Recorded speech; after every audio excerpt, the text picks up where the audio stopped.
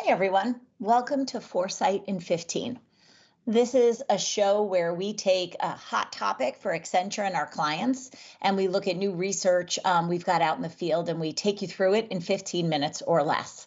Today, we're talking about Accenture's annual holiday shopping guide 2024. This is our research when we look into what does the current holiday shopping season mean for consumers and for retailers alike.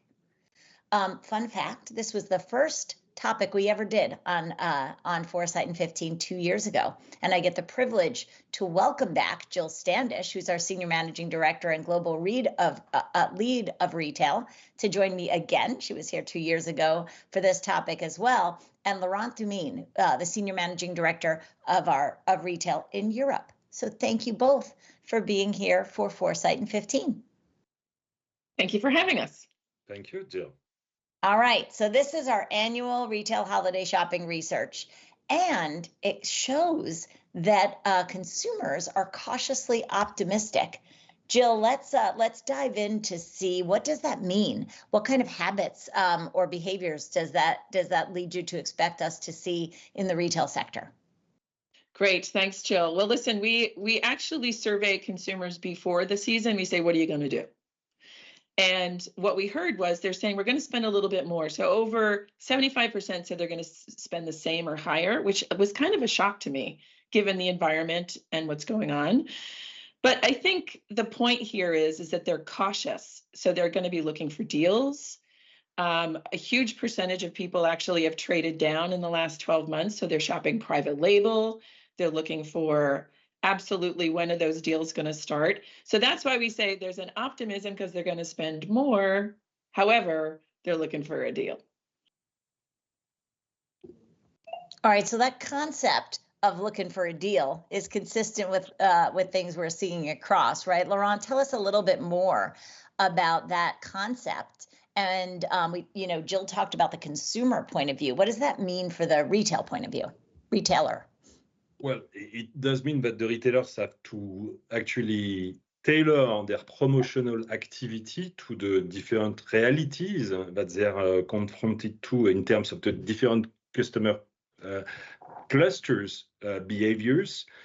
So data and analytics are more and more important. It is the reality for everyday shopping, but especially for that holiday season. I mean, tailoring the right promotion to the different customer needs or consumer needs is absolutely critical when you wish to succeed and improve your conversion rate when you're a retailer this season. And how does that desire for a deal also align with the consumers overall, not specific necessarily to this study, Jill and Laurent, to the consumer's desire to be recognized? You know, you mentioned the play of data there. I would assume that they go hand in hand. Yeah, I mean, listen, this is the time when retailers, it's their big day, right? So this time, and by the way, this year, Jill, it's a little different because Thanksgiving, even though Thanksgiving is a US holiday, Thanksgiving is kind of known globally and it kind of triggers people to go do their holiday shopping. This is the latest Thanksgiving can fall. So late. So when it is so late. I know it's like it's like next week. It's throwing me off personally because you automatically think that's when I start buying, and now there's a very short period of time between the two. So when the 1st of November is on a Friday, which it was this year, then this is the latest it can be. So here we are. We've got a really short window between Thanksgiving and Christmas. So we're seeing retailers actually start their promotional activity early. They're trying to prompt people to go, I know I've only got a window of time, and who knows what's going to happen with the weather. So if there's a way for me to get you shopping earlier, I'm going to do it. That's when Laurent said, hey, listen, they're going to start to plan these promotions. They're also watching their bottom line. So it's a planned promotional kind of cycle, this golden corridor between October and December. And they're saying, how do I plan this out so that I can maximize, again, sell through, but I can also minimize that erosion to my margin. So it is kind of a planned event. So let's build on that. You've got this compressed period of time. You've got cautiously optimistic consumers. They're going to be looking for a deal. The other factor that comes into play is choice. And I mean, it depends on how you look at it, good or bad. There's more choices than ever before. So what can retailers do? What should they do to help with that choice pressure that happens in now this compressed window? Well, Jill, I think that curation is back. The curation responsibility of every retailer is back. And you can feel it when you're browsing on their apps or on their website. It is not any longer an endless browsing kind of experience of a very long list of products. We are now trying, at least, to produce content and to propose content to the consumers or to the ones that are browsing that is actually tailored to customer needs again, and that is properly curated. So curation is back. That's part of the retailer responsibility to curate properly the offer they are exposing to their customers. Yeah, I think in addition to that, Jill, it's by the way, we're hearing this phrase buyer's block, which is a terrible phrase. But if you look at the data, there's a huge percentage of the people that are saying, I don't know what to buy. Right. Thanksgiving and Christmas is stressing me out enough. I don't know what to buy for my family. And so we're seeing a lot of abandoned carts. We're seeing, folks actually say this is just too overwhelming. So one of the things that I think is important for retailers to think through at this time of year is the word inspiration. Mm-hmm. What is going to inspire my consumers? And that's back to the curation thought that Laurent had. But we're also seeing some fundamental things around, can you be inspiring not just online, but in stores? So can I host some events, sip and shops? I mean, I think this is hilarious, but there's now retailers are saying, how can I get you to come in at a certain period of time and make it fun? So events, that's an inspiration. And then when you're here, can you also do your shopping? So inspiration is not just a phenomena online with curation. It's also, how do I make sure that I can drive footfall to the store with things like sip and shops? All right, I love that. And fun. And fun. Yeah. Next up, within this report, you do give some recommendations. I think there were 3 very specific recommendations, and I found them very interesting, and I could relate to them personally as well. So, Laurent, can you talk us through those 3 core recommendations? Well, the first recommendation, and to elaborate furthermore on what Jill just said, is actually to make sure that the customer experience at the store level is going to be kind of unique. So that's the reason why the way we are training our employees, the ones that are on the ground, that are in the store attending the customers, and the kind of ceremony we are crafting in deploying across the entire store network, would it be sip and shop or something else, is absolutely critical. So the consistency of the kind of experience we want to expose to our customer base at the store level, that's number 1 for sure. I think the next one, Jill, is this idea of we're entering the era of recommendations. So instead of, as Laurent said, people are browsing through endless lists of products or just going to the store and just looking around. The point is, are you going to be recommended things? Mm-hmm. Are you going to be recommended things online? Having a conversation with a chatbot that says, hey, given that you're looking for something for your aunt who lives far away, what does she like? What does she do? What kind of things does she like to do at night? Does she work, et cetera? So this idea of conversation and recommendation, whether that be through a digital channel or in the store, that we're entering that era of recommendation. And the only way to do that is through not only the people side of making sure people know how to go recommend things in the store, but also data. If I knew who you were and I've got the data of what you've shopped like before or what your family makeup looks like, I can do a better job of recommending. So I think doubling down on data, doubling down on people, and thinking about it's not just throwing product out there for people to find. How can I start to steer and recommend? I think is a big, big deal this year.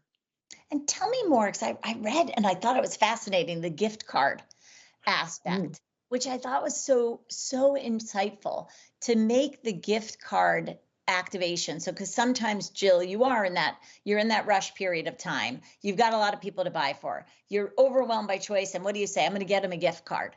But you're saying for retailers, there's a way to actually transform the gift card experience. Yeah, I mean, listen, 74% of people are opting for gift cards because it's fast and easy. Let's face it. However, 33% are saying when I receive it, maybe you didn't put that much thought into it. I mean, listen, that's reality, right? So how can you make it a little bit more personalized? So first of all, there's a bunch of ways. I'm seeing a phenomena that's starting here, and Laurent and I were talking about it. Let's see if it starts to head over to Europe, but e-cards are amazing. If you're on someone's website and you love this brand and you want to share that brand with someone and you want to send them an e-card, you can personalize it. You can say, hey, Jill Kramer, I thought of you when I found this brand. Here's a gift certificate for you. So that's actually, I've thought of you and I know why I'm sending it to you and so I'm personalizing it. It's like a message. The same feeling you have sometimes when you're walking through a store and you're like, oh, this makes me think of my sister or my best friend or my mom. Yeah. And you want to almost like FaceTime them and say, do you love this? It's that kind of thing of I've thought of you in this moment as I was either walking or browsing online. And that's why I chose to give you this gift card. Yeah. And in addition to that, gift cards are tricky because a lot of them are never redeemed fully. Yeah. Right. So that's an issue for the consumer, but it's for the gift giver, because the last thing you want to do is give a gift to someone and have it not be redeemed. Right. So the other piece of this is, can that gift card interaction between the recipient and the retailer be something that is ongoing? So for example, I know that you've used this gift card and you've got half of it left. Can I prompt you to say, yeah, hey, we're having a special. You want to come into the store and use that gift card? So it could actually drive promotions and drive footfall and drive another interaction with the brand. So gift cards can be special. I think that's the point. It doesn't have to be a last minute, I don't know what to give. Let me just throw this card in a box and send it to you. I love that. All right. My last question for each of you is going to be one that I ask all the time. And it's based on the fact that a lot of times experts like yourselves, when you go about fielding the research and working with the team and you're forming hypotheses, obviously you're well versed in this sector, but something tends to surprise you. I'm curious if, especially after doing this annually, did anything surprise you about the findings of this year's research? Yeah, I'll start, Laurent, if you don't mind. I think, first of all, the fact that 3/4 of shoppers are overwhelmed, it really surprised me. That we've got there's too much out there. I don't know what to get. I'm just being inundated from social. I'm being inundated with email traffic. It's just too much. So the overwhelming thing was a bit surprise. But on top of that, I think the other kind of surprise was how many people said I could use tech to help me through that. So allowing for chat bots or maybe even large language models like what's going on with Meta or what's going on with ChatGPT and saying, what should I buy for, and having, this recommendation engine come back. The fact that that's starting to creep in also surprised me. All right. Those are good ones. Laurent, what about you? Well, I was surprised analyzing the numbers that more than 48%, I think, of the so-called Generation X declared that they are willing to go to shop, physical stores, actually, to make their choices and to really be advised by human beings. So that's counterintuitive, I would say, and this is also, I would say, opening up the door to something that we need to think about more in detail, which is the store. The store is back. What can we offer at the store level that is really creating a unique kind of experience, including for that generation, which is the digital generation, the Gen X. I love that. I was with some college friends this weekend, and all were saying that their kids were loving the going shopping again and wanted to go to the store. One of them was meeting their daughter after our weekend because they wanted to go shopping together. And I always love that personally. And so I think that's a lot of fun. Well, thank you both for being here. Jill, thank you for being here again. Always so happy to have this content on Foresight in 15. And for those of you who are watching, thank you for joining us. And we'll have more Foresight in 15 coming up soon. Please dive in and read the rest of this report. It's a really good one. Thanks, Jill. Thanks, Laurent. Go shopping, everybody. Yes. Thank you. Thanks, Jill. Bye.